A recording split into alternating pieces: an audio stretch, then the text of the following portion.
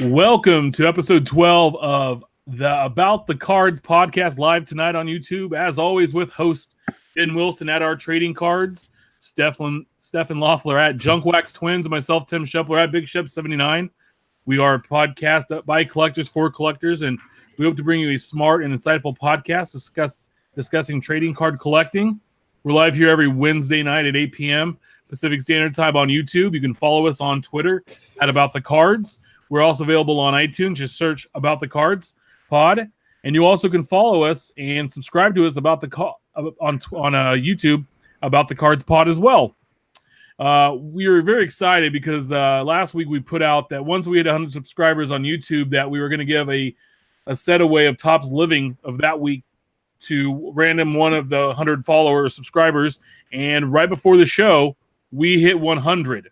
So last week we were at 78 when we started the show. So we'll be doing that maybe later this week on Friday, and I'll do a little quick show and do that live and share that with everybody. And we'll talk about what sets you're going to get as we come up. But before we get, I got a special hat on tonight because we have a special guest. We have Beckett Media's own hobby editor. You can always follow him on Twitter at Trader Cracks. We have Ryan Cracknell here with us. Ryan, welcome to the pod. Thanks for joining us. Welcome. Thanks for having me. Long time no see. Yeah. It's great to have you join our podcast, and we kind of want to do a show a little differently since we do have such a special guest. We're going to kind of hop in right away, and I know Ben was anxious. He had a couple questions he wanted to start out with tonight.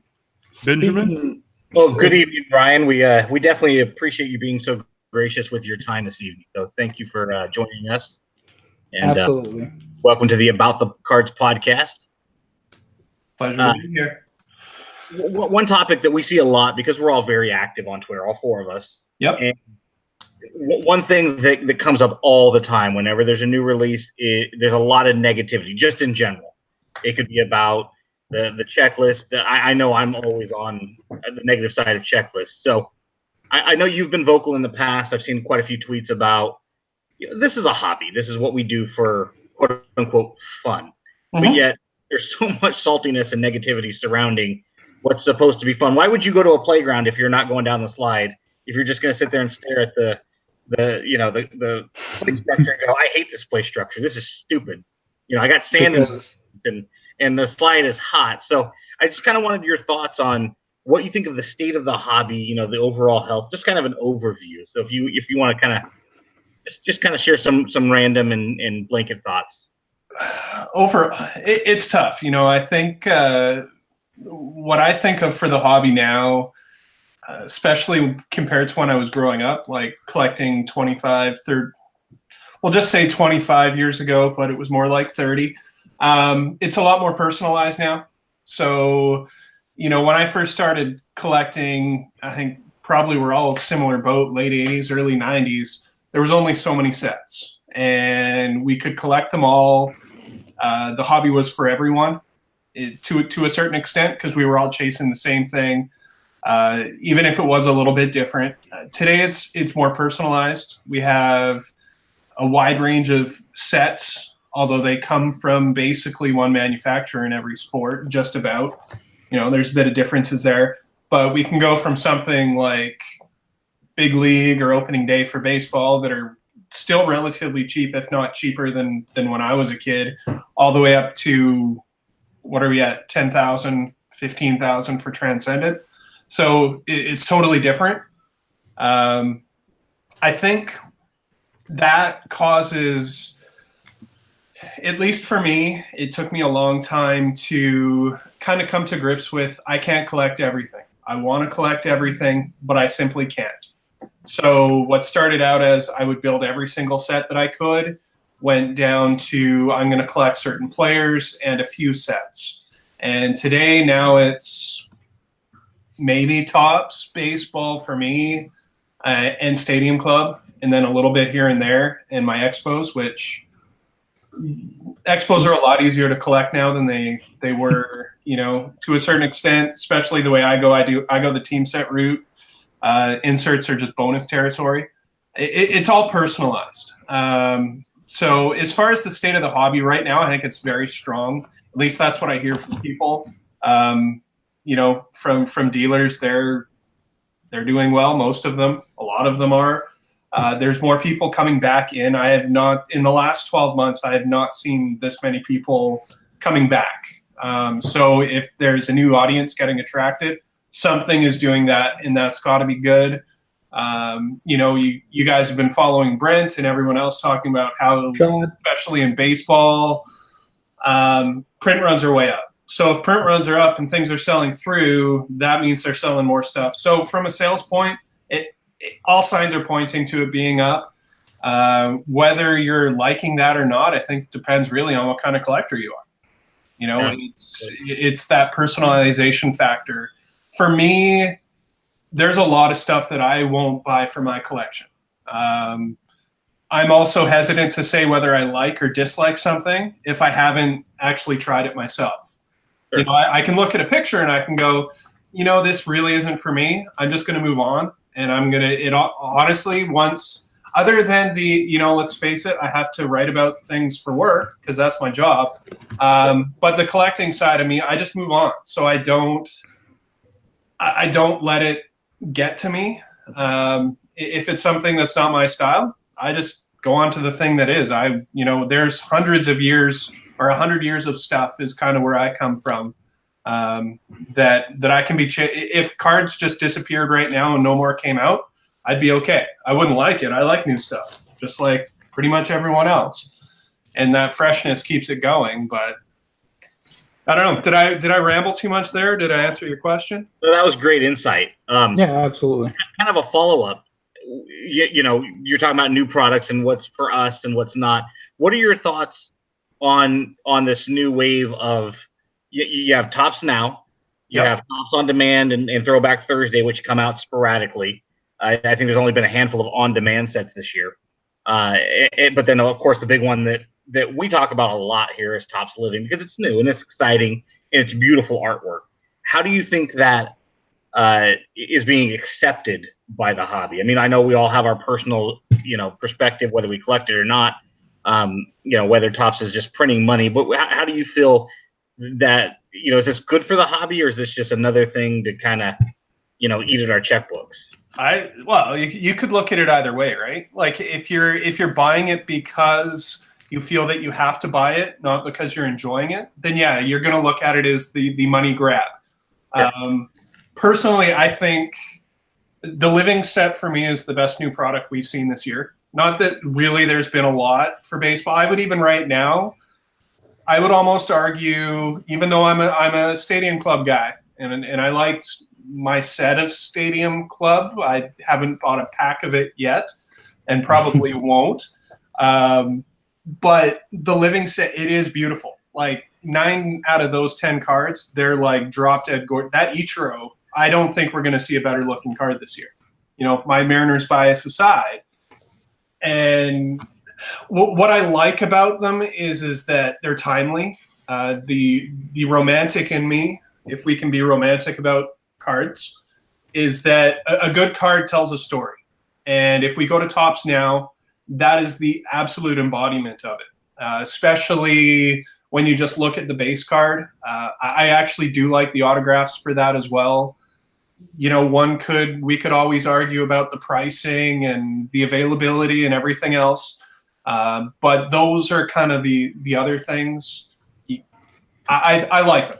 I think they're great. I've also actually really been digging the 80th anniversary one that is just cards of wrappers, which when I think about it too much, it's ridiculous. I just spent, $15 for 3 cards a week, like Living set, or very similar.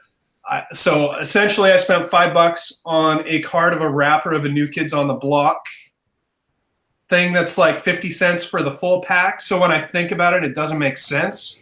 But at the same time, I don't want to, there's that FOMO mentality of, if I miss it. So you just want that wrapper. Yeah. Yeah. Yeah.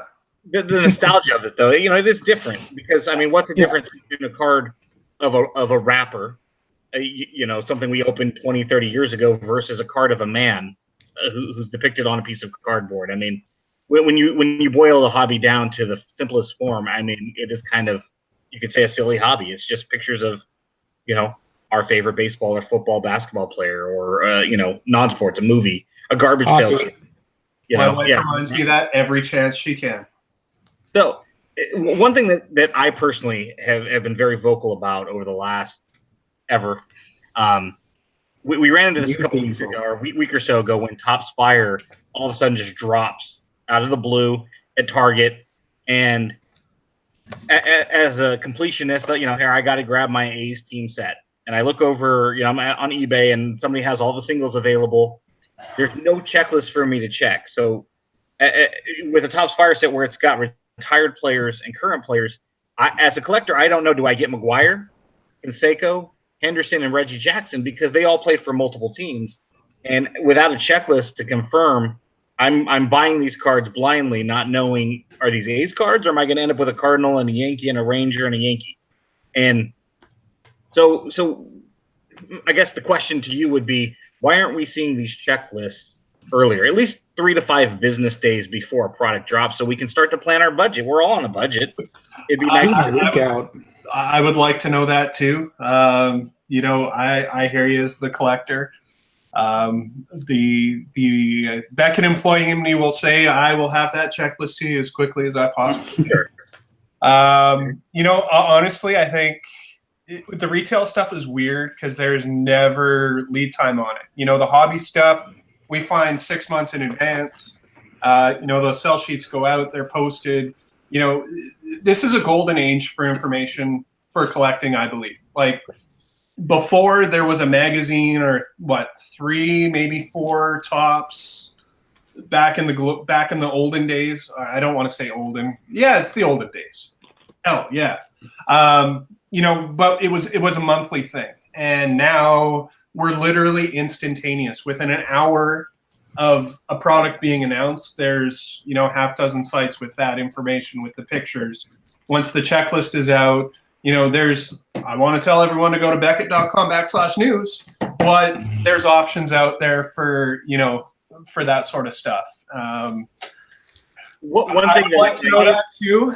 Ultimately, that comes down to the manufacturer. And some of them are different. Some are pretty darn consistent.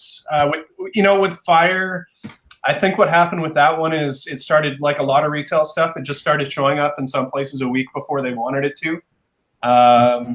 Which kind of led, normal, that there is a routine, especially I've noticed at Topps, a week before a product comes out, we get a checklist, at least from the hobby version. With retail, they don't necessarily know exactly, they have less control. So they want to get that information out because it's advertising, right? You want to send people to those stores. So would it be nice people to budget to buy this? Would it be nice to get sooner? Sure. Well, I just had a question too, because we have a product that came out today from Panini with the 17-18 Vanguard basketball, and I was reading your article, and it has lots of good information, and it had some of what the cards are going to look like. But even as of like 2:00, I want to say this afternoon, there wasn't a checklist available, and you have guys breaking it today, and they're just kind of selling. We have breakers that rely on these checklists to kind of price out teams if they do team style breaks, and it kind of hurts them because at the same they don't know if certain guys are in there, and they have a good idea because we've had so much 17-18 basketball, but it's just It's one of those things like this product's probably been planned a little while. Like, what's the delay in the checklist? Even Panini didn't even have it on their site as well. I went there and it hasn't been. I checked. That was right before I had dinner tonight, and I think I even checked after supper. It is tough. It is that. It's tricky because it comes back to that instantaneous nature where we want it, and I hear you. I want it now, and I'm intrigued by Vanguard. Like, the stuff that I've seen, it was so far as all the advanced images and everything else. So I want to see. I remember what the baseball version looked like. I've got a few here and there, and I'm legit curious. Yeah. So. It's one of those things in the hobby, and you have that. And another topic I kind of want to talk about too was, and it came up in the Topps Q&A from the National, was pushing products back to reduce redemptions. And I think hey, that's a good idea, because 3 or 4 years from now, when that you still have box product for sale, you don't want to go and open it, have a redemption, and really if Topps isn't honoring it, then you're kind of you're kind of lost there. So you lost part of the box that you paid for. What are your thoughts on companies kind of holding back if they can reduce redemptions, but then maybe they have 3 or 4 products hitting all like in the same couple of weeks? Yeah, for me personally, it doesn't really, it makes work harder, which sucks in that regard. But where I see it potentially being frustrating for collectors and for dealers is when those products that all come back to back to back are all very similar. When the release dates come out, they're kind of nicely spread out, and there's a pace to it, almost like a musical composing sort of thing, whatever. But then once those delays start happening, you get, recently we had Diamond Icons, and there was something, I think a week or 2 before that was another $1,000 a box product. So what I see happening in those is we go through a product really quickly. We don't let it sit very often. Heritage and flagship, we will a little bit. But for those big ones, we're ripping it and we're moving on as a collective hobby. So you get kind of lost in them and they become forgettable. I think from a branding perspective, if I were a manufacturer, I'd be looking at how that – I want something to stick around. I want people talking about it. I want excitement around it. And, those high-end stuff, there's some cool cards coming out of that. I'm not buying it myself because it doesn't fit, what I collect. But, man, I love watching, looking at pictures and everything else. There's cool stuff coming out of that, even if I'm not buying it and it doesn't interest me. But when they fall back, it makes it tough in that regard. The redemption side, I think it's great. Redemptions suck. There's no good way that you can put it. I feel very strongly on that. Other than being a prize or something that doesn't fit in a box, I honestly don't think it should be in a product. I would rather see it be put in if it comes in a month later, add it to another product. If they're not going to sign, it's tricky. I get it. Especially when most of those redemptions are the big names that sell a product, that make a product exciting. But we had a question in the chat too that kind of relates to this, and it talks about how we had archives released in retail so early and already, but yet the hobby part of it, the hobby boxes, got pushed way back till October. It was, I think, September. Now it's October now. So that's like a crazy distance, and people were speculating it's because it was some of the Sandlot autos. It's because Benny from Sandlot didn't sign yet, but he came out and said he wasn't signing any cards or having any autographs in the set because PR things and his current job as a firefighter in LA.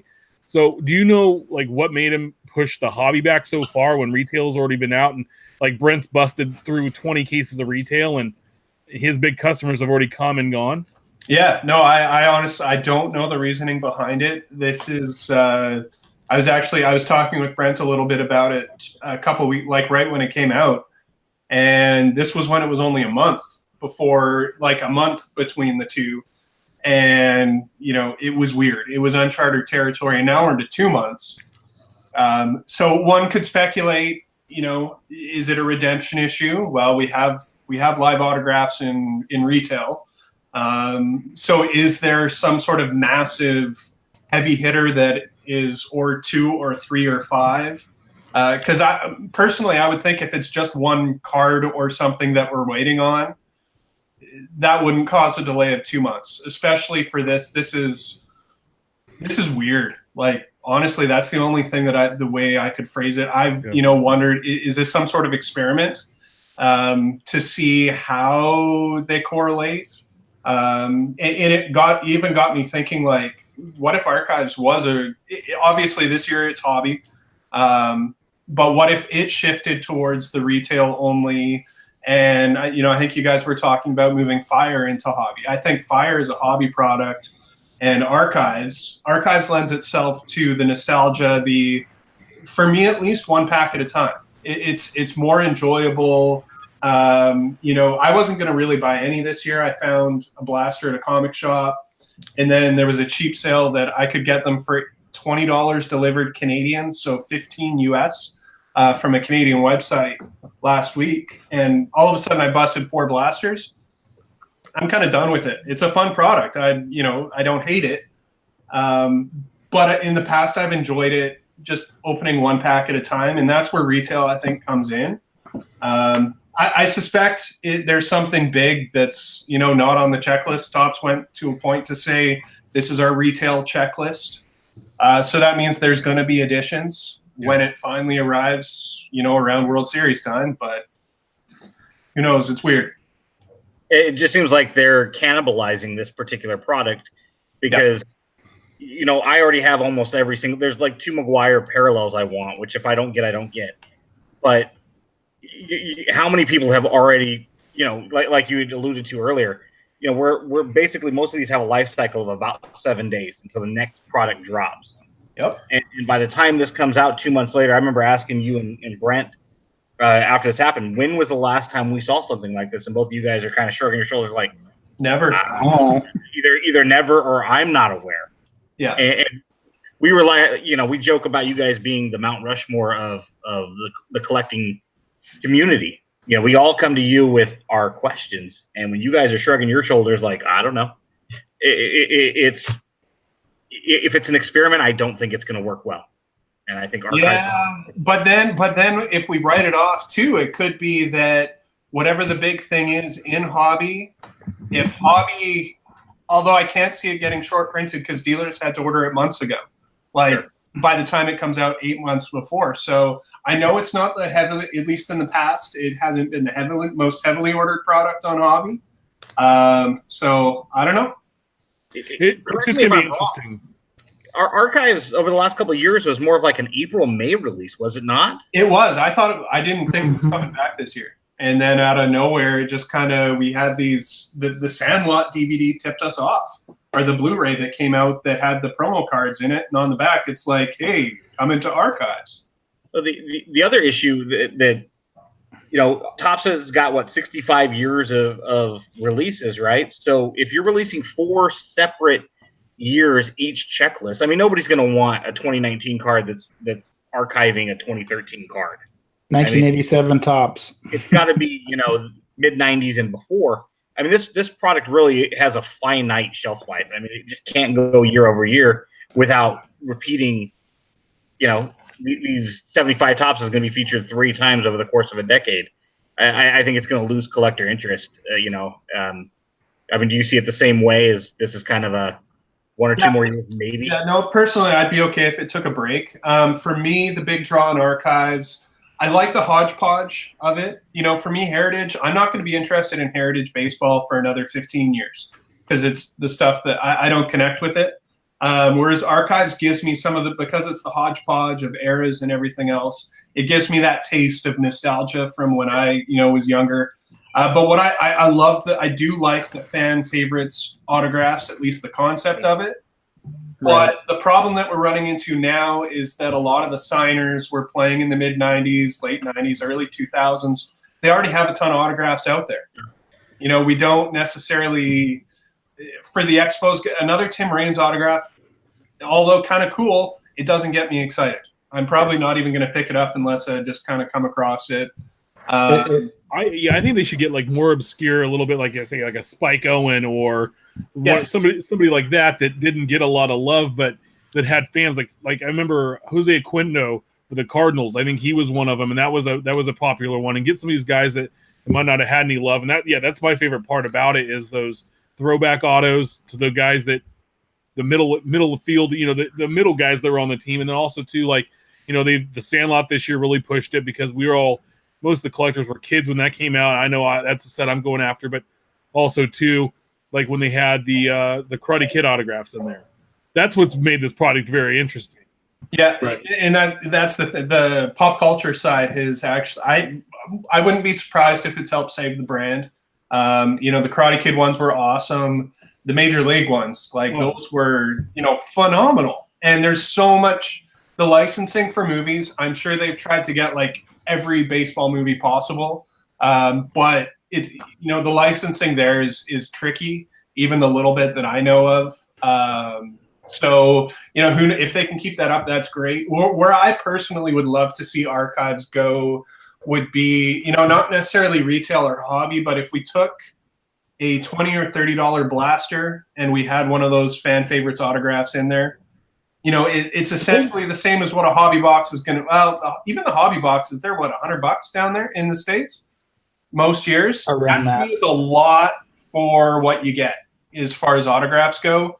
But if we had a guaranteed autograph for like a $30 type blaster with some other cards inside, that's more of a wheel. That's an acceptable amount, I think. If I'm remembering right, I want to say that it was 2015 or so.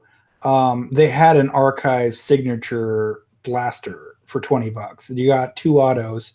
I mean, yeah, sure, you're gonna get your Bells and your George Frazier's and your non-major names. I can't for the life of me think of that. Blue Jays outfielder Bell, George Bell. Yeah, George Bell. Okay. I don't want to say it sounds stupid, but it's one of the autos that I got. Tony Fernandez as well. Yes. Yep. I wish it would have stayed in retail, but it was kind of what you're describing, where it's not the major names, but it's not a hobby box either. So you can take your chance. And there was some Archives Light cards that came with it as a separate set entirely, but it was an interesting set. You could take Archive Signature Series, though, which is kind of a glorified through-the-mail buyback product, and you could throw fan favorites in there and maybe have an insert set or two, so you have one auto for, like Ryan said, maybe like a $30, $35 price. So, this year I was excited to see Terry Steinbach. So you have some of these real true fan favorites. Tony Fernandez, Julio Franco. I'd be ecstatic to get one of these. Who's Terry Steinbach? One ex-twin born in Minnesota, New Elm. Catcher or something. Yeah, but that was the feed all like 2 weeks ago. Like, who's Terry Steinbach? That was awesome. For $35, if I pulled a Tony Fernandez, a Julio Franco, a Tim Wallach, something like that, with a half dozen insert cards for me to kind of chase, I'd be okay with that. As opposed to a Chris Davis and a Sean Doolittle buyback from 2 years ago that they stamped, had them sign and threw in a case, and they're charging me $55. I don't see the value, and I think combining the two products might be the way for Topps to go. Well, go ahead. Sorry, Steph. How much would it bother you if it was a Brad Radke auto? I'd love it because I have a good home for it. Yeah. Well, Ryan, one of the last topics we had was non-sports making a push to gain more market share, and wanted to get your thoughts on that because, I've seen a lot from you about non-sport products or entertainment products, and we just kind of want to get your idea on that tonight. Yeah, I don't know if there's a push to any business you're trying to increase market share, but I think with the non-sport, how it's evolving is you have products that are targeting fans of the license, of the show, of the movie versus typical card collectors. The biggest example of that currently is Outlander. I don't know if you guys are familiar with it or. It's a show that my wife is obsessed with. She's watched all 3 seasons like 3 or 4 times. Mine too. And the latest non-sport update just came in to the house, and she ripped that magazine out. She doesn't care about cards in the least. She saw Outlander on the cover, and she ripped into my copy. Ripped open the promo cards that came with it, and she was all over it. I was in Philadelphia for a non-sport show in the fall, the spring, whatever, a few months ago. Everything's a blur now. And there were people flying into this show that probably isn't bigger than a lot of your weekend shows that you go to, but it's all non-sport, just to get Outlander promo cards that you could only get at this show. I think that's where non-sport cards thrive, is it introduces collecting to a different base. Are they going to move on to other things? Maybe, maybe not. If I'm trying to think of what kind of show Outlander fans would be interested in cards for, maybe Downton Abbey, which they had, but they did not do well, and we got one set and they were gone. But what I like about the entertainment stuff is variety. Like a lot of the sports stuff, it's the same guys year after year, the same autographs. For 2 or 3 years while they're young, and then they become the stars. Whereas a movie and a TV show, you get all these different people and everything else. Like the Sons of Anarchy cards, one of the ones that we were unable to pick up was Marilyn Manson, which is neat because now you have Marilyn Manson fans, you have Sons of Anarchy fans, and you have trading card fans. So you're touching different market bases. And I mean, last I looked, the Marilyn Manson was selling for well over $200. What a neat card to have, though, if you're a fan of the television show and a fan of his music. Absolutely. And I don't know if maybe we're just seeing it more because, you working for Beckett, we all follow you. You put out these checklists and, hey, Star Wars this and, Galaxies is dropping this week. And so I don't know if maybe it's just in our face a little bit more than it was years ago. It just seems like between Cryptozoic and whatnot, it's definitely out there more. And I don't know if it's gaining more market share, if it's just more visible because of how we interact on Twitter. Yeah, I think it's more of you're seeing it in places that you might not have before. The market, it's definitely different than it was even 10 years ago. There were more manufacturers doing more licenses. Now there hasn't been a lot of new licenses really. Compared to where it was right now. I think this year's a good year because, next month we get Stranger Things. Stranger Things, I think, is going to be the biggest potential. At least the first set is going to be really big, depending on the approach that it takes. If we get, kind of an overkill, it could phase out. But before, Outlander was big for what it was. And I think the season 1 boxes are like $250 or $300 now, and they're like 2 years old. But before that, it was like a good 5 years before something legit huge came out. When the first Walking Dead set came out, that was a big one, like really big. Oh, yeah. Game of Thrones actually has taken off. But, it all depends on the licenses. Star Wars is getting trickier because it's been covered, nonstop for almost 40 years. There was like that 5-year post-Jedi to mid-90s where there wasn't anything. But other than that, we're in now. Star Wars is closer to a sports license, the way Topps is handling it, than an entertainment license. They have just about every month, especially towards the end of the year, at least one Star Wars product. So there's a lot. And I'm even scaling back. Before I would try and get every base set. Now I'm like, you know what? I'm going to stick to the main movie lines, and that's pretty much. There might be a few in between, but we're even getting the Transcendent-esque with Stellar Signatures, so which was a $10,000 Star Wars box. Now, what's the reasoning behind? We did collect the Sons of Anarchy cards. My wife and I are fans, and for them to do like 2 seasons at once, you're going to combine season 6 and 7. Is that just? They don't think a standalone season by itself would drive enough market, so they combine 2 at a time? Or just to catch up to current? It could be timing. A lot of the non-sport stuff, you see the first set's really big, and then it tails off really fast. Especially Cryptozoic. They did the Sons of Anarchy sets. They have done really good jobs of getting pretty much all those major signers out there. And once they do, I guess I don't know what their sales figures are, but Arrow, they got through 4 sets. Gotham, they got through 2, and they're like, you know what, we're done. On-card autos too. I mean, for anybody that's listening that likes a particular show, I mean, I was really impressed with the Sons of Anarchy, and we picked up a couple Walking Dead on-card autos. Makes it really a step above. Like, I mean, we saw Topps Fire, which is all. All sticker autos that just came out, and those are nice cards, but different. When that your favorite actor, your favorite character, that they held that card in their hand, even briefly, just to write their name across it.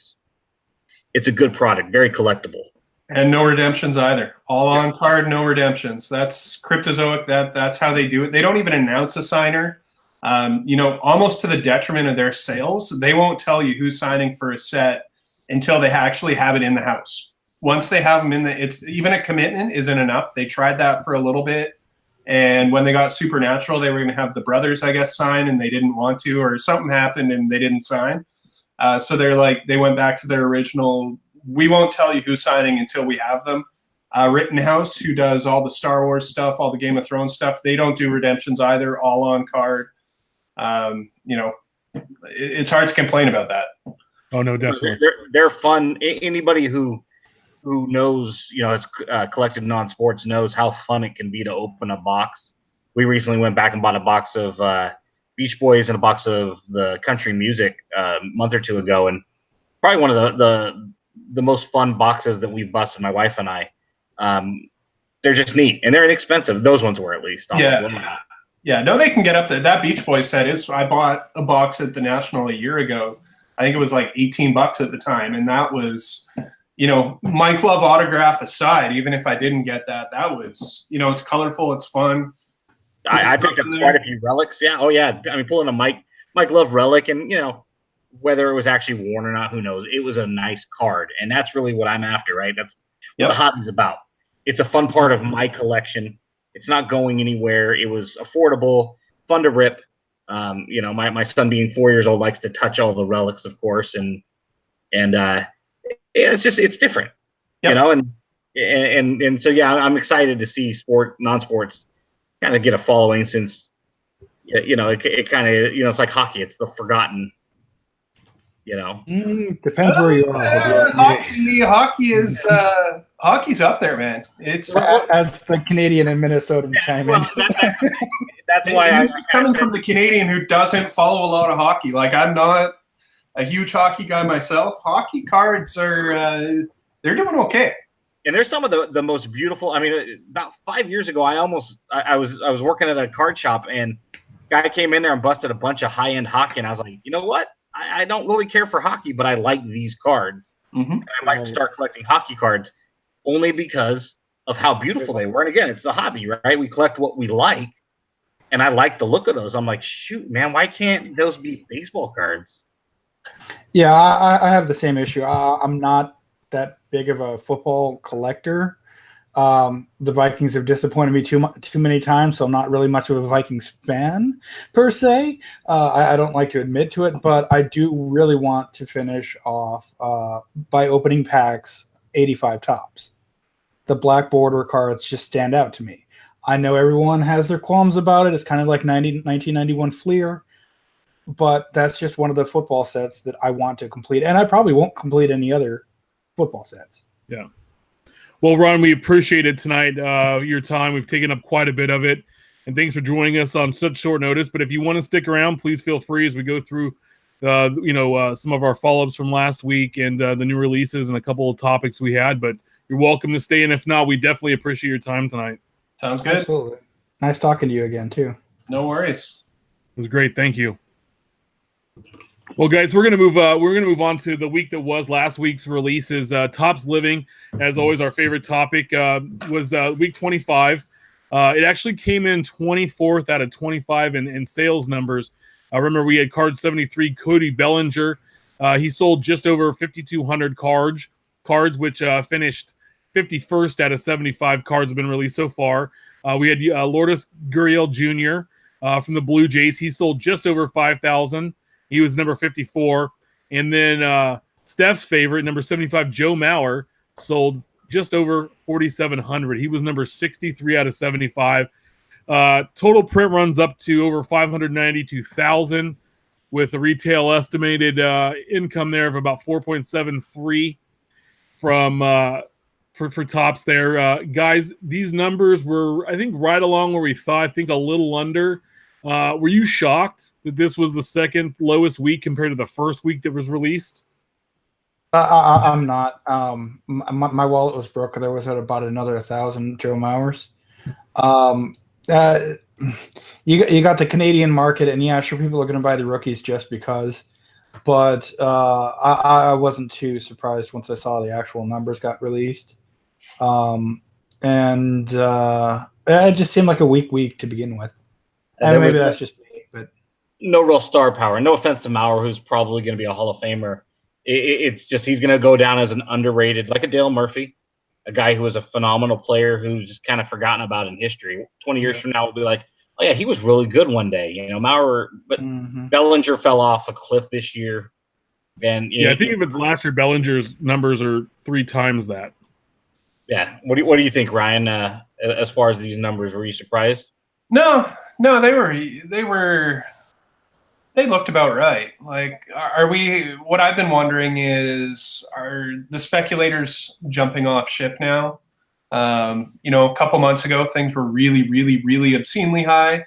And now it's just kind of like leveled out, set collectors mainly. I don't know. Didn't surprise me, though. Yeah, I think that's kind of what it is. Now you have the guys that are still working on the set, or you have the team collectors or the one certain player collectors they're going after. I think that it's going to take a real big star like a Trout dropping to see a real big number coming forward. But also, too, last week we talked about 2018 Topps New Era Baseball that was released at some of the stadiums. Topps Fire released at Targets. We had 2018 Topps Diamonds Icon Baseball, and then 18-19 Panini Contenders Draft Pick Basketball. Which there's still some awesome stuff coming out of that. We're going to move on to hot off the presses, this week's new releases. The Topps Living Set, week 26 was announced earlier today. We had card number 76, Roberto Clemente, Hall of Fame outfielder for the Pirates. He's the 3rd Pirate and the 8th retired player in the set.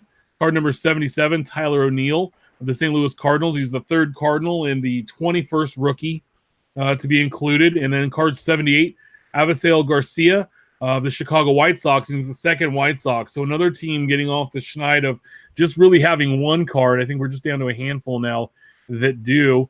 As I look real quick, Arizona is at 1, Cincinnati, Colorado, Detroit, and the Texas Rangers, all the teams left with just one player in a 78-card set so far with 30 teams. So I think that Clemente is probably going to drive this week. It being Clemente Day all in all. I think that was a smart move. But, guys, what are your thoughts on the cards that got released for this week? Yeah, I think they're, as far as the numbers, they're probably going to go straight in numerical order. Clement, the rookie, and then Avisail Garcia. I want to be wrong. I'm curious whether all 3 of them crack 5,000 just based on this past week. Yeah. Or well, if it's just the Clement. Yeah, I'm sad that our streak was broken because 2 weeks in a row we had some suggestions from Topps. I guess they stopped listening last week. We got a Royal and Giant, and then we had Mauer. I was pulling for bench. But Ben, what are your thoughts? It wouldn't surprise me if bench and Miguel Cabrera or something like that we get next week. So that way you knock the Tigers and the Reds off, and it stays consistent with the current star and a retired player type thing. But yeah, I mean, Ryan's right.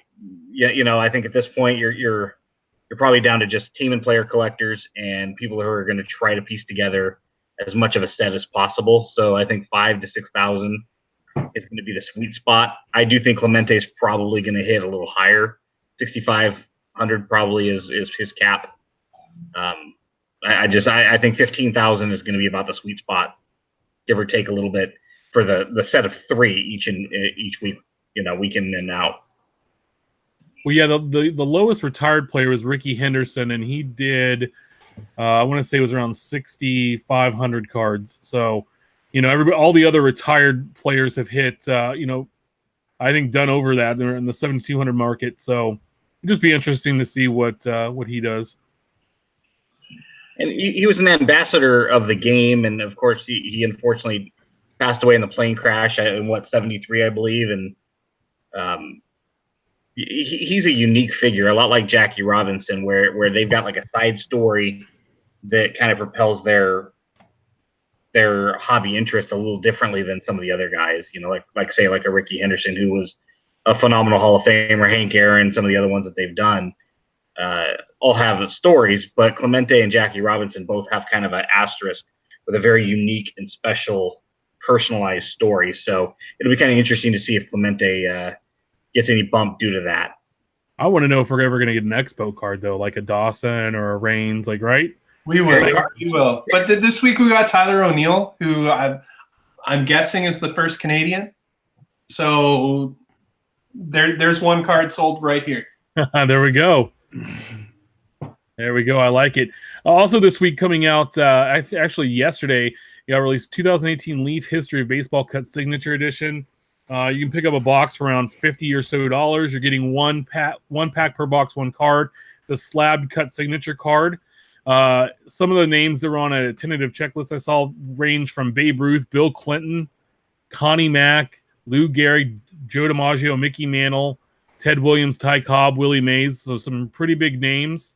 I'm interested to see some of this open. I mean, for $51, if you could tell me you're going to get a Sandy Koufax or a Willie Mays auto or, I mean, a Mickey Mantle, like, worth a shot?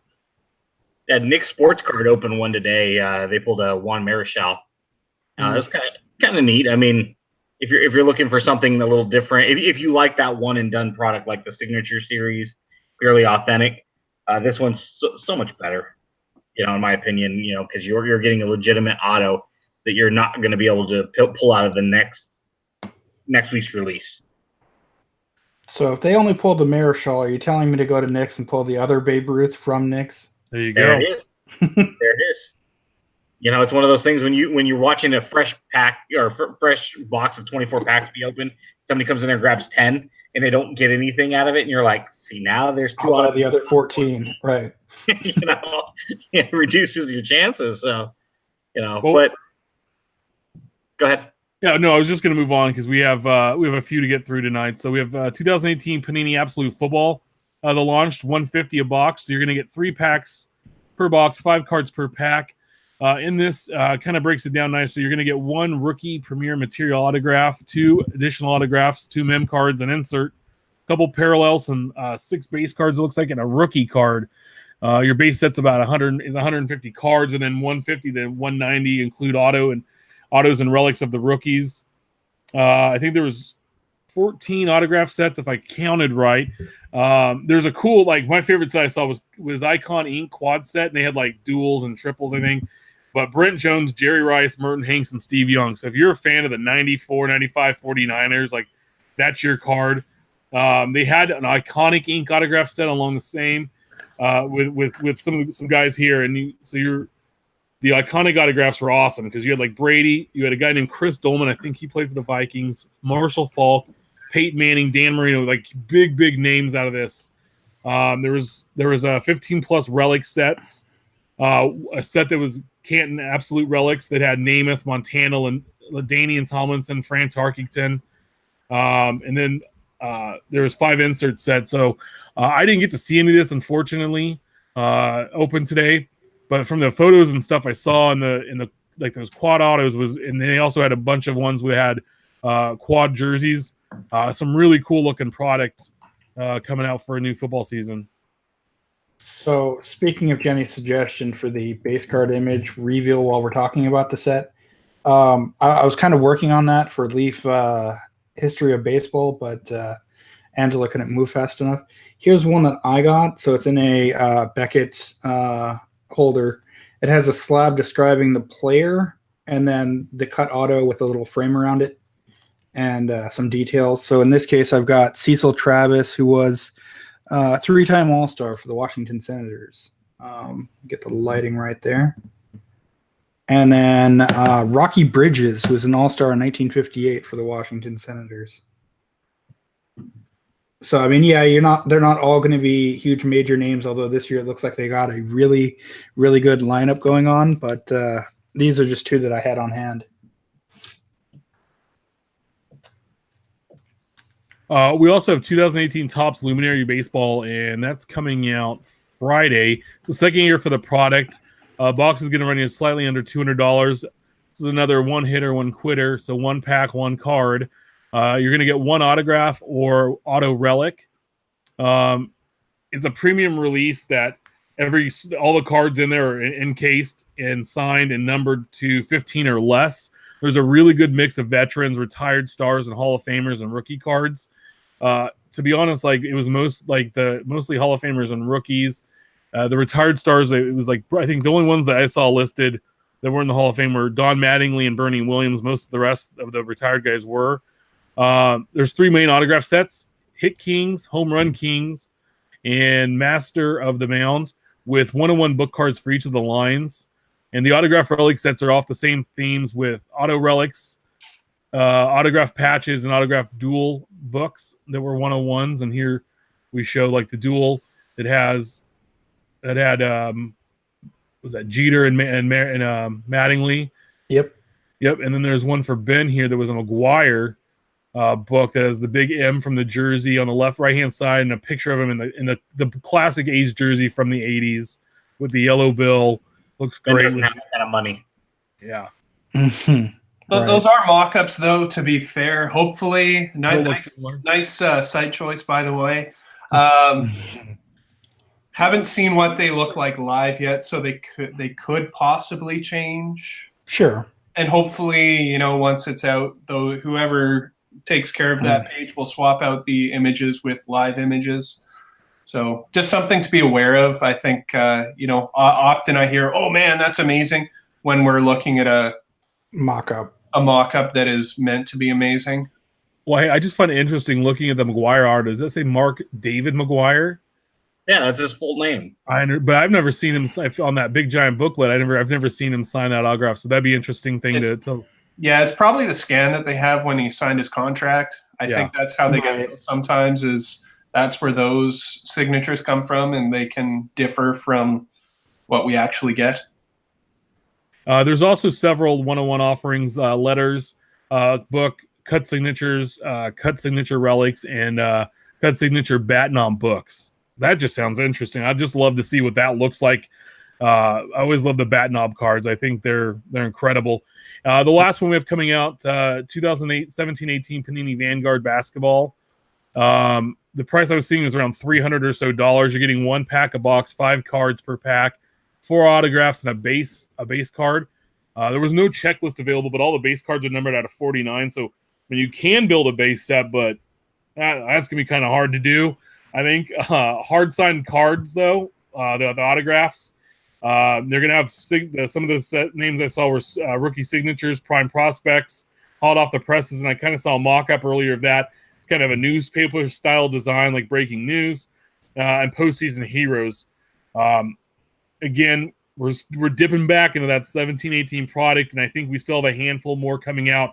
As last week we had a 18-19 product pop out, which is the first one of the year with the draft picks. I think it's going to be interesting to see, like Ryan said, I think the Vanguard had some very interesting designs. And the one thing I've kind of heard, people are a little afraid that the swatches look a little small on the relic cards.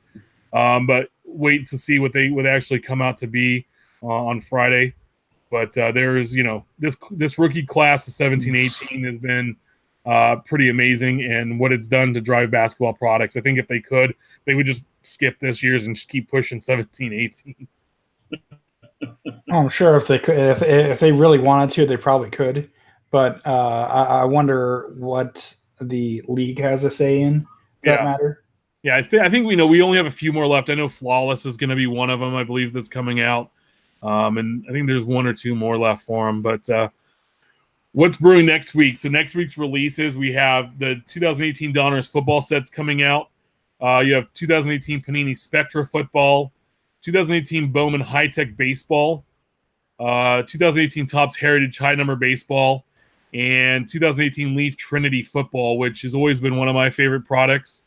When Leaf does stuff with the football, it always looks really good, and they always have the quality of the product is there, and I always love Heritage, and so the high numbers is going to add some new faces with the product there. Pull the twins for me.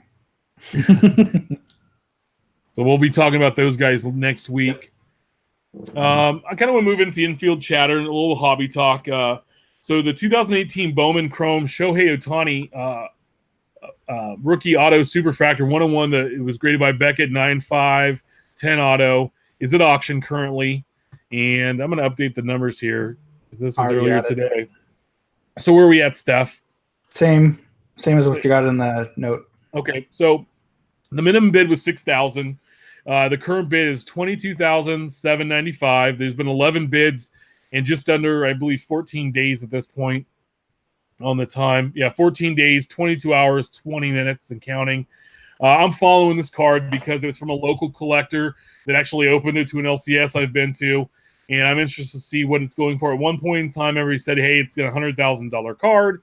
And then Ohtani got hurt, and then he came back, and he hit 2 home runs tonight.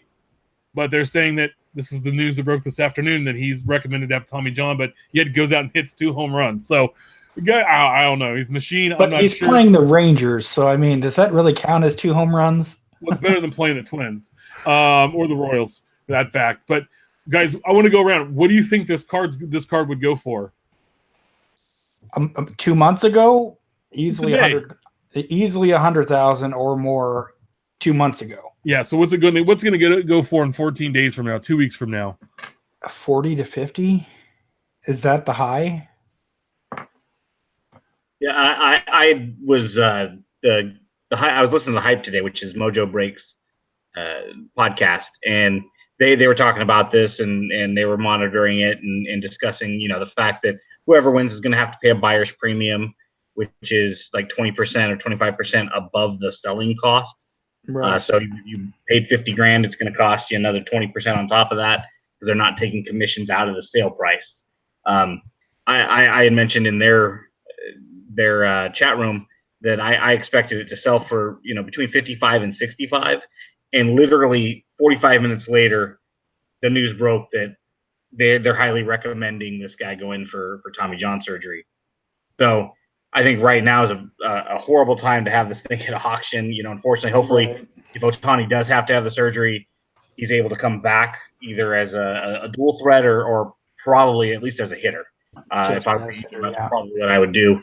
As far as the cost of the superfractor, I can see a dip in the 35 to 40 range currently because of the threat of him having to go under the knife. And unfortunately, I think it's going to sell for a lot less today than it would have a week ago.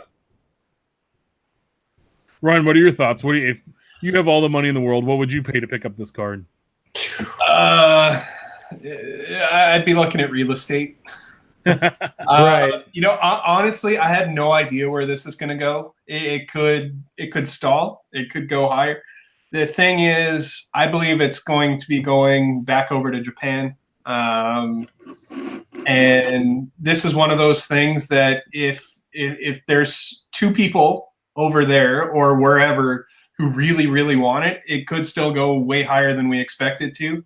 He has a history in Japan. It doesn't matter what happens in the majors at this point. If it's someone who's speculating, then yeah, it's if the speculator market is the one who's buying it, it's going to go for a lot less.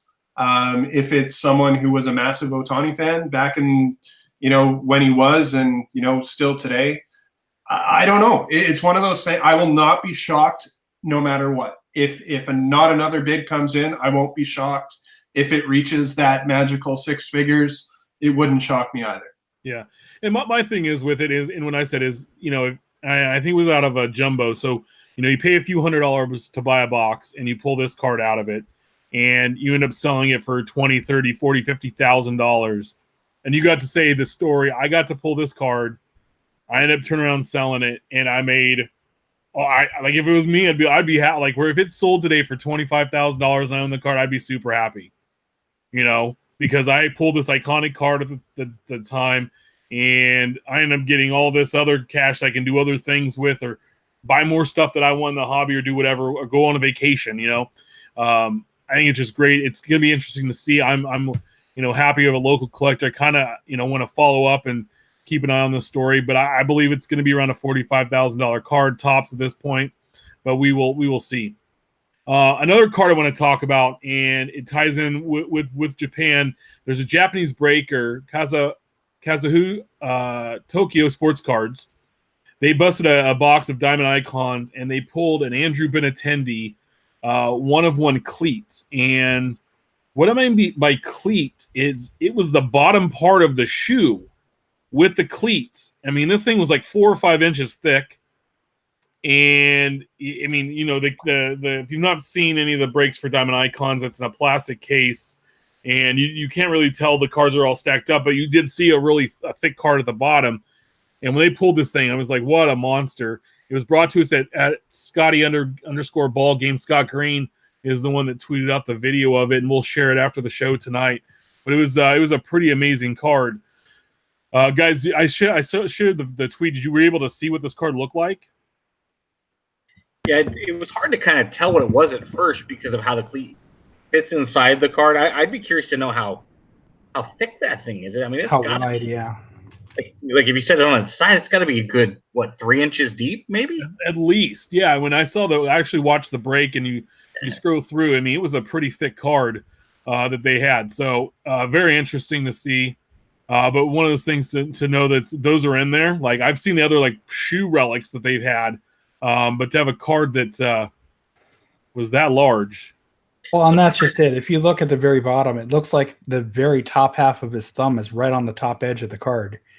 I mind you, I don't know how big his hands are, but still, I mean, just looking at the average thumb, that's a pretty thick card. I'm surprised that wasn't a redemption. What was the product done a few years ago? Heroes of Sport or something like that back in like 2012, where you got I believe so, yeah. 4 cards in the box, and they had all kinds of different Babe Ruths, and they were all graded. And there were redemption cards in there that you could get like a game-used bat from. And then there were also points, and whoever got the most points in there would get like a Mickey Mantle game-used bat or something, ridiculously expensive. But I've seen a couple products over the last, half dozen years that had redemptions for game-used product. Ryan, what was the one, if you remember? There was one, I don't think it was Leaf, that had quite a few of those in one of their products. Maybe it was Leaf. Well, wasn't it? It was. I think it was called Heroes of Sport, if I remember correctly. Like that was their. They did a couple of buyback products, and that was it. I'm pretty sure that was the one. And I remember seeing that. I remember being at the National and seeing like a boot signed by Hulk Hogan. But it was like the redemption card in the box, but it was immediate. Like if I put it in right now, it would be shipped to me in 7 to 10 days. They had all that stuff readily available. Prepped, it wasn't like ready to go. And I think Leaf did have something like that around the same time. When you opened a box, you could do that redemption and would reveal online what it was, which was pretty cool. Another thing that was brought to us this week by one of our followers at Beans B Card Blog, Ken Kinsley. I don't think he's here tonight, but he'll hear this tomorrow. He sent a tweet out, and it was a picture of a Dexter Manley sticker auto, and I'm pulling it up here to take a look. And basically, what it is it looks like he signed in between the stickers. So he's probably got about 75%. I'll pull it up here. He's got about 75% of his signature on the top of the sticker, and then for the sticker underneath, you get the rest of the signature. So he was signing in between, but they put on the cards and it went out into packs. So I understand, like if you have the stickers and you pull them off, stick them on, but I don't how somebody didn't see that going through, because it looked like it was going to happen at least on a couple of them. I know too, before we hopped on, Sport Card News tweeted out a photo of a Malik Newman from the 1819 Contenders that came out with Bojo Break busting it, and his auto is the same way, where he signed it looks like in between the stickers. So it's just kind of weird that got put out there. And I mean, it doesn't look real. I mean, his autograph wasn't great in the first place, but it's just kind of weird that it's broken up like that. Well, see now, and I'm questioning, because it's not a good look for Panini for sure. But I wonder if on the sticker sheet that they sent out to the player and the player representative, that the stickers weren't too far apart, so he didn't know where the split was and just started signing up and down the line. Or if maybe a auto pen started. Wait, no, that's a different product. Damn. Oh, sorry, Panini, love you. But anyway, so it's just one of those things. Hey, keep a lookout for those. Also, too, as he brings up that more deck Prism cards popped up. Like that transition. Yeah. It came from, and it came from at Patriot 1597, Steph's Sports Cards, and it's not our Steph. He spelled it wrong. He did. Well, yeah, it's with an F. That's weird. He has a picture of 4 Panini Prism Dak Prescotts without the auto, and says, do I get them replaced with an auto on it? And Panini at Panini CSM, sorry, but since this was not authorized by us to be on the secondary market, there's nothing we can do for these. And all he said was thank you. And they said no problem. So that's a little weird to me. I mean, if you had 4 of these cards and you were expecting Dak Prescott autos, but I don't know. What are your guys' thoughts? So we talked about this previously. I just want to know what your guys' thoughts on him having 4 and just kind of get okay. So Stefan spelled that way in particular is a very Canadian way of spelling it, and I'm not saying that they're Canadian, but it makes a very what would be wrong with that? Excuse? No, nothing at all. That's actually where my name comes from. It's one of my great uncles who spells it F-F-A-N, but who is Canadian from Winnipeg. But I'm not saying that that's where the attitude is coming from per se, but from the company point of view, it probably wasn't backdoored. I'm kind of curious if they weren't made outside of Panini's headquarters, because one, I haven't seen any local hirings from their job posting, and Lord knows I've been looking. And two, I know for a fact that their headquarters has cameras covering every single square inch of that building. So if those walked out with an employee, they would have been canned that day, or at least given notice. So it's kind of one of those, well, then if that was something that was supposed to be out there, why is it out there? You kind of get in this area where when Playoff went out of business, some of their employees took stuff out of the back room. So in this area in particular, Grand Prairie, Arlington, and Dallas, you start seeing stuff from like 98 Donruss, 98 Pinnacle, 98 Playoff. Well, where did this come from? It wasn't in the set. Well, I know a guy who knows a guy, but I can't tell you, but you'll never see this again. Well, of course I pick him up because, again, you're not going to. So it's one of those, well, then why is it out there? It got out there somehow. I remember offer something and buy it back off the person. Yeah, see, in 2012, I was super collecting Cespedes, and some of these test proofs came up, which were, look exactly like these Dak Prescotts. And so I don't know if I had asked Ryan or I asked somebody, and they basically just gave me some advice saying, listen, buyer beware. Understand it's one of two things. Either they went out the back door and they're unauthorized by Topps. I think it was a Topps Chrome auto that was missing the auto. So either went out the back door and it's unauthorized, or it was made in somebody's garage and it was probably made very well. Just be careful when you're spending real money on this. And so I'm not accusing this guy of printing these or how he acquired them, but again, it's questionable. It's one of two ways. If Panini's saying those were unauthorized, that either means they went out the back door or they have no knowledge of them being made at all, and therefore, they're basically an ACO card, custom card that's being presented as if it were real, which would be illegal because it's, if it's a Topps card, if they're using logos and whatnot, can't sell that because it's, licensed to Topps and it's a product, you got to have permission from Major League Baseball. Right. But for these, could it also potentially be, I don't know exactly what happened, but the Prescott issue from a couple years ago wasn't part of what Panini said was that some of the cards never turned up that they sent out to get signed. So could it not be possible that these are original cards that just never got signed and now they're making their way back? It seems to be that there's a few situations where some of these other cards are popping up.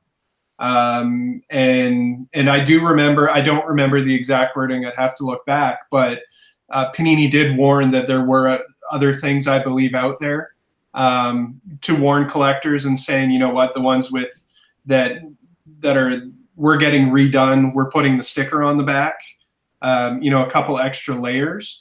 So I'm wondering if it's possible that these were cards that were originally printed, so not necessarily backdoored, but once they made their way in transit, somewhere in that transit area of where they get signed and returned, that's where things went weird.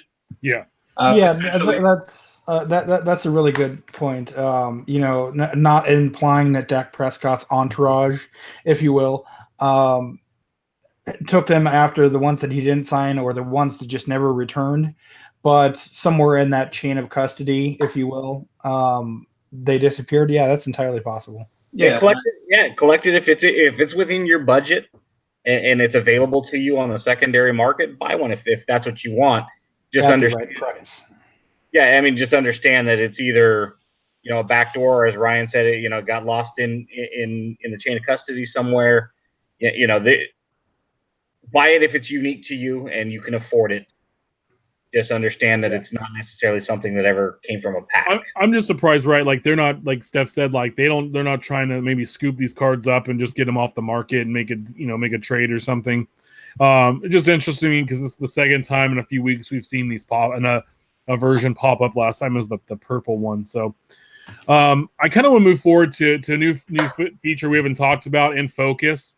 What we're currently focused on in our own personal collections, and just because we shared last week, I won't sing, but how we organize our collections and had some thoughts there. I know a bunch of it started from 1 million Cubs and went from there, and I just kind of want to, and obviously he's focusing on getting 1 million Cubs, and we're all team collectors, but what are we currently focusing on? So is it organization? Is it getting new cards into our new products into the house? Steph, what are you working on currently? What was your focus?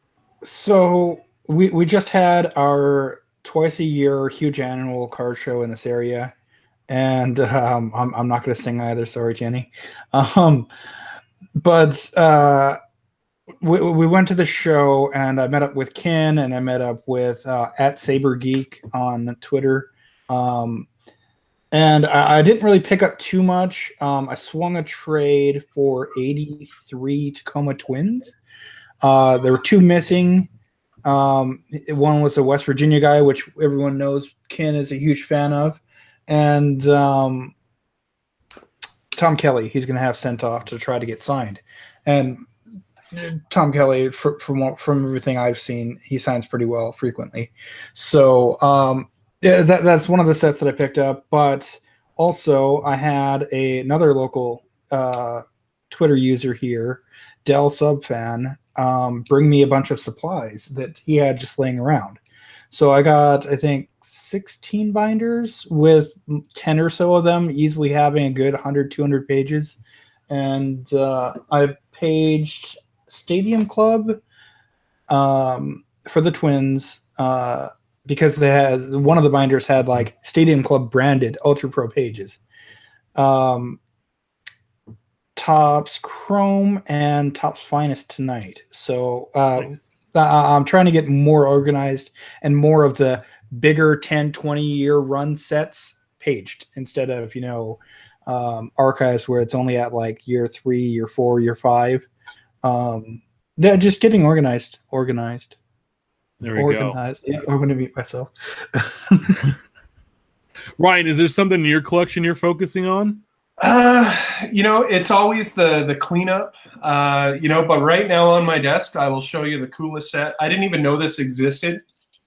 So this is a chip set. So they came in potato chips in Canada in 1988, and the set is called Hot Summer Flicks. So it's all movies from 1988, the summer of. Yes. Didn't know these existed. We have official cards of The Great Outdoors with John Candy and Dan Aykroyd. Nice. So cool. We have Vibes, which I've never seen, but any card of Cyndi Lauper is cool with me. Sure. Let's see here. I'll save the best for last. Funny Farm with Chevy Chase. That's not the best. So that's telling you how good this set is. Ghostbusters? Not the best. The 2 Corys and a Heather Graham rookie card somewhere in here. License to Drive. Yes. Running on Empty, with forgotten. The Rescue, never heard of it. The New Adventures of Pippi Longstocking. Oh God, I had such a crush on her, dude. When I was 9, I thought that was great, and I will sing that song as we go on the outro. Nice, I like it. Short Circuit 2, still not the best. Johnny 5 rookie card, not the best in the set. Fright Night Part 2, Nightmare on Elm Street Dream Masters. What is that, Nightmare on Elm Street 4? I think so. Something like that. Pretty cool. All right, here we go. Best for last. Here they are. Big. Tom Hanks Big has trading cards. Nice. Oh my! That's one of how my. cool this I set think. is. I think we my sisters and I wore out the VHS that my grandpa made for us of that movie. It actually gets better. I watched it a couple weeks ago, right when these came in, and it's actually gotten better. Maybe it's because I'm getting older and I've transitioned from wanting to be like the kid to older Tom Hanks, but you know, that's what's sitting on my desk. I also have a set of I think these are from 1980. They're 1985 Wonder Bread, and they're all music bands. So lots of weird stuff. This is likely the Bon Jovi rookie card, if such a thing existed. Cool in the Gang, Joan Jett in the Black Hearts. So it's like it's so 80s, and they're still in the original wrapper. Oh, So that's this was awesome. another set. I knew this set existed because I had the REM card, but it was creased, and the same person had the big cards had this set. So it's like, yeah, of course I'm gonna buy it. So So Nice. I looked up the set to make sure that I had the right name, and apparently the Hot Summer Flicks set was put out by Hostess. yes, the great Canadian chip company that is no more. So they did Right. around the same time, and I was very familiar with Hostess chips, believe me. They did wrestling ones for a couple years, which were the exact same, dimensions, these tiny little things. And I have a ton of those still from back in the day. But this set, somehow it eluded me, and I'd never even heard of it. So there we go. Benjamin, what are you currently working on? Well, it's been kind of a slow week over the last couple of weeks, with some of the higher end Diamond Icons and now Luminaries coming out. So as a team set collector, these are all more hit driven products. So I've got an opportunity. I've bought a ton of team sets over the last couple of months, and they've been sitting in a shoebox, just waiting to be organized in my database. So I've been slowly trying to put those away. Recently picked up the majority of the Oakland A's Tiffany cards from 84 through 91. I'm only missing the 84 Rickey Henderson. So if anybody's out there listening, I need the 84 Tiffany Henderson and the 85 McGuire, which technically is not part of the A's team set. So those two cards would give me the entire print run. So I'm trying to get all that done, and then I'm still working on 2004, going on trading card database, putting every Oakland A's card that I've missed, like basically insert sets.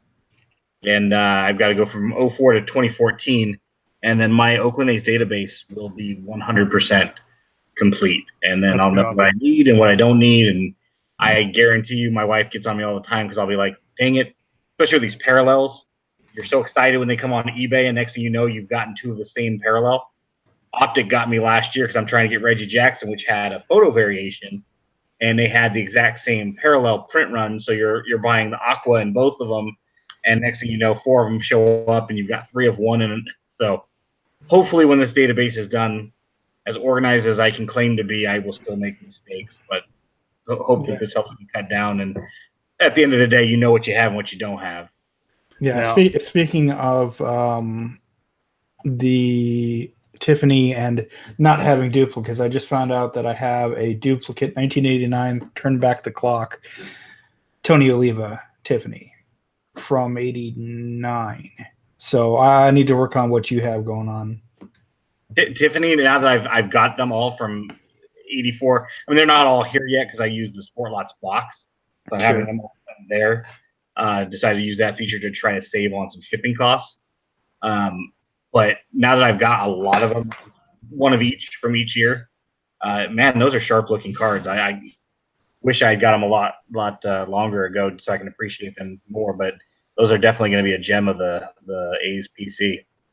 That's outstanding. Yeah, I think that kind of sparked the show we were at a few weeks ago when you were like, "Oh, yeah, we need were going to through get some these." boxes together, and I picked up a George Brett Tiffany, and I'm like, this is mine. And Tim saw it and he goes, "What are you gonna do with that?" I'm like, "Started George Brett collection. What else would you do?" Right. So I ended up buying that and gave it to you. So Yep. You're welcome. But yeah, we ended up finding a couple other Tiffany cards in another box. And so yeah, it's like, shoot, I should go back and get these. And then I obviously asked Stefan, who's the checklist master. No offense, Ryan. I know you put all the checklists together. But if you ask that guy something, he's got it like readily available. And he's like, yeah, they ran from 84 to 91. And I'm like, I need those. Like, my heart's going to start palpitating and I can't sleep at night if I don't have them.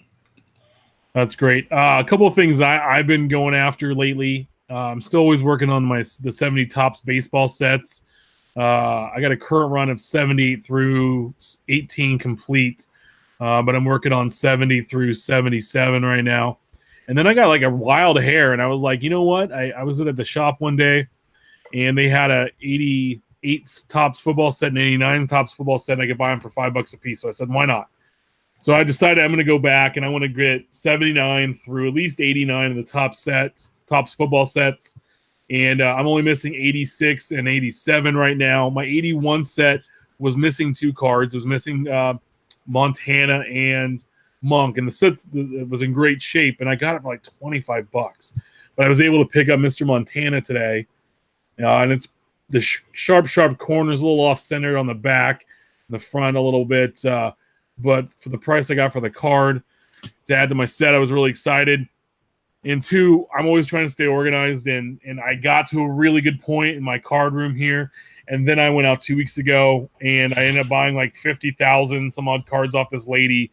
And I'm going through monster box after monster box, and I'm about halfway through. And so team collectors have been hitting me up on their teams, and I got 20 of the 30 teams kind of already spoken for, but I'm working on separating by teams and end up shipping those out here hopefully soon. But it's been a fun. I've seen a ton of cards that I didn't collect come through because I stopped in 94 and didn't come back till 12. So there's a lot of stuff in the early 2000s I found. Some of the 70s stuff I haven't even gotten to yet. So I'm excited to go through and see that. But it's been a fun little process. And for $20 for the price of a blaster, I got to fill my card with baseball cards. And my wife didn't care. She just said, you got to do something with them, and they need to be gone before the end of the year. So the clock is ticking as we have 3 months to go.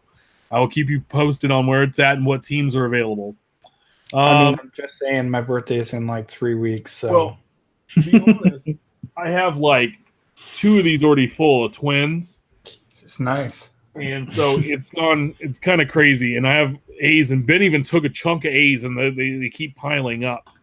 And for whatever reason, if you collect Don Mattingly, let me know, because the guy that had this collection must have loved Don Mattingly, because I could fill like an 800 count box at least with Don Mattingly already. I've only found 10 George Bretts. So obviously he was a smart man and sold them all. But the hunt continues. One of our favorite segments we've kind of had 4 or 5 times so far, Spotlight Twitter follows. So Steph, who is a person we have to be following on Twitter? I mean, obviously at Trader Cracknell. No, but really, we're already all following him. But we'll let him give his own spiel in a minute here. The person that I was going to recommend, a super dedicated, older Red Sox collector, Mark Hoyle 4 on Twitter. That's MARK. I English well. MARKHOYLE 4, and I'll put it in chat too. He has a super Red Sox collection going on. Every day he's posting something from the 30s, the 40s, or the 50s that he's picked up. And I'm about to screen share here, just to give you an idea of what all he has in his collection and everything that he's posted.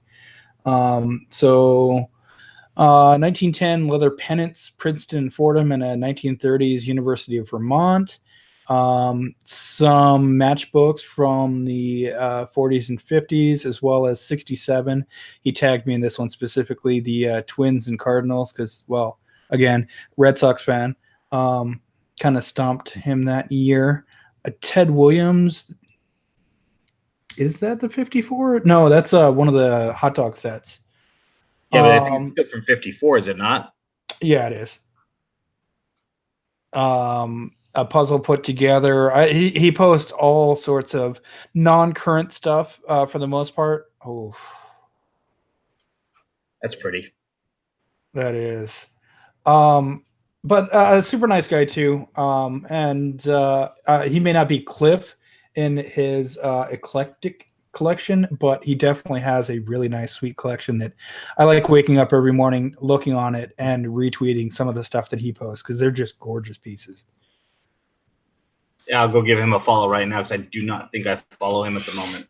Ben, who's somebody that you recommend we should follow? My buddy Nick Duante, I think that's how you pronounce his last name. He's at Examine Baseball. He has a blog that is at baseballhappenings.net. He's both a baseball writer and a card collector, so he kind of gives us that dual, hey, he's got a personal blog, and I've had a lot of good conversations, both about baseball cards, and even some California real estate versus New York real estate kind of stuff. So he's a really neat guy. Good buddy on Twitter, and definitely recommend if you're not following him, find him at Examine Baseball. And actually, I just sent him 2 1992 Upper Decks. What was the Colorado player? Turner? Ned Turner, maybe? That he said he wanted a TTM. So, and he told me he got him. So we'll see if he actually gets him back. But yeah, no, I agree. That's a worthy follow. Brian, do you have somebody that you really suggest we should be following? You put me on the spot. I know. If you don't, it's okay. You can always just say, honestly, Step 79. They're good people. I try and keep good people in my feed and do my best to keep things relatively happy. Let's see if I'll go with the non-sport theme because I'll try and think of someone that maybe you guys aren't following. GPK. It's spelled out GEEPEEKAY. Fully dedicated to Garbage Pail Kids. Mainly focusing, at least on the Twitter, the old stuff, the classic stuff. So, just a lot of pictures, stuff like that. Another one, can we branch into Instagram, even though I don't use Instagram nearly enough? No, definitely. Social media. West Coast Dale Murphy fan. He's the gentleman who I did the article on about a month ago. If you saw it, the backwards Dale Murphy autograph, which I thought was brilliant. That was an awesome article. On Instagram, he is showcasing constantly all these Dale Murphy cards that he has, memorabilia, pieces of art. That he's a graphic designer, so he does Dale Murphy stuff that's really cool. So those would be the ones off the top of my head. But feel free to pillage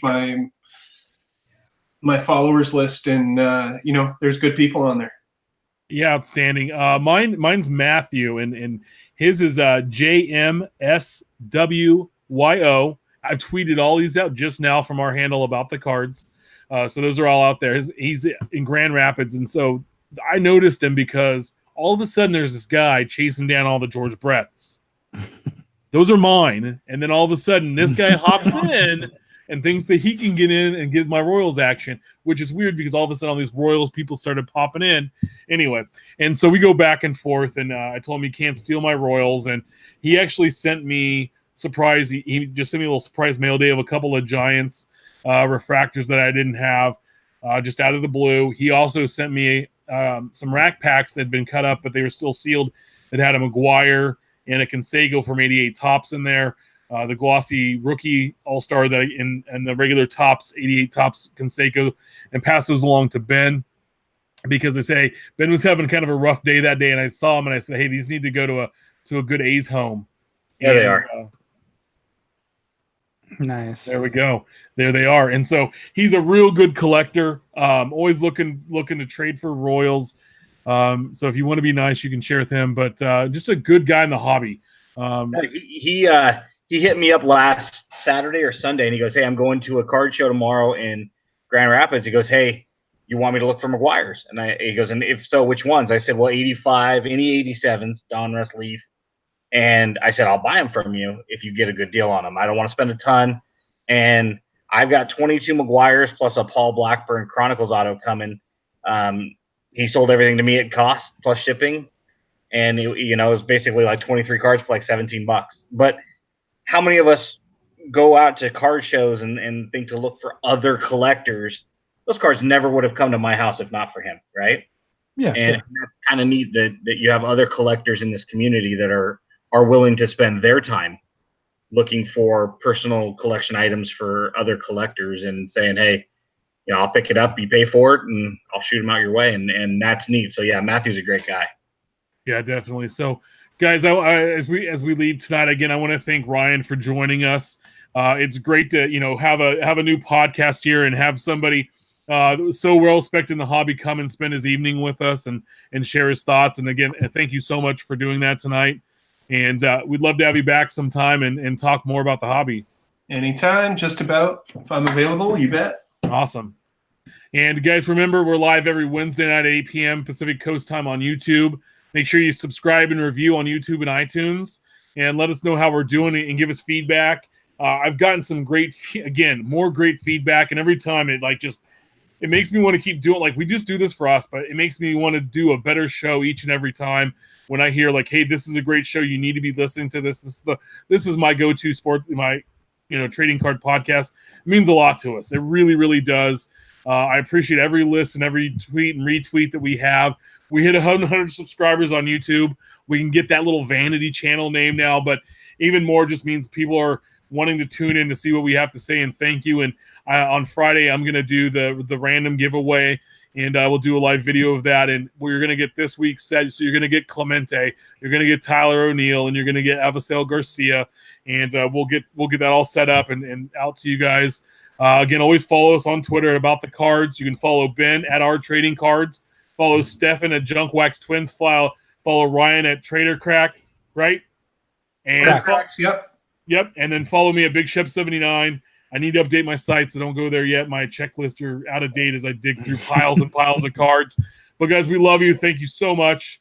Guys, any final words before we check out tonight? Cracknell, I'll see you at next year's National. Hopefully. If not sooner. Hopefully. I may be down your way. I'm not sure what my schedule is, but I'll let you know when I'm heading down. I promise not to lock you out of the car this time. You locked me out. I don't remember. Was that in the rain? In the rain, yeah. Running back from the Walmart. Obviously, you've been forgiven. Okay. We really want to. I mean, we can't thank you enough, Ryan. We came to you last week and said, hey, if you're interested, and you were very gracious with your time and said, hey, let me know if it works. And this morning, Tim's like, hey, have you talked to Ryan? I'm like, oh shoot. It's literally we got a hold of you again today, and you're like, hey, I'll be there if I can, and for you sitting it with us all night. That's fantastic. I mean, we really love you, brother, and everything that you do for the hobby, all your checklists, the fact that now at Beckett Media you have not only the base checklist that the company provides, but also you break it down for team sets, which is love great. that. Anybody that breaks and for anybody like ourselves, which all collect a specific team. I mean, you're basically doing our homework for us, and it's such a great asset. What you do with Beckett and all your contributions with other websites that you've had in the past, and we can't thank you enough. And if I'm ever up in Canada, I want to come over and play with your Castle of Grayskull. Anytime. It literally means the Castle of Grayskull. That's fantastic, and but we appreciate your time, brother, and that's not just tonight. That's anytime we come to you with any one of our questions on Twitter. You're very gracious. Get back to us with all of your knowledge, because that's what the hobby's about. I always tell people, if they ask me a question, they're like, if I don't know, I steer them in your direction or somebody else, Brent Williams, and the bottom line is I tell them, hey, just be gracious with your time when somebody comes to you down the road, because these people will get knowledge. Somebody will come to them and say, hey, I got a question. Pay it forward, because that's how we build our hobby, and that's what makes it fun. We're all just grown up kids that are collecting a childhood hobby, and it's fun when you can do it with your friends. Absolutely, and that's why we've been talking for 2 hours, and it doesn't feel like that at all. Not at all. It's community. Yep, it really is one one community that supports each other. Guys, keep collecting. Collect what you like. I think that's the message of of tonight's show, and enjoy it. And let us know if you want to hear more. You have some suggestions. We're definitely always listening. And as always, we love you. Thank you. And have a great night. See you soon. Have a great weekend, everyone.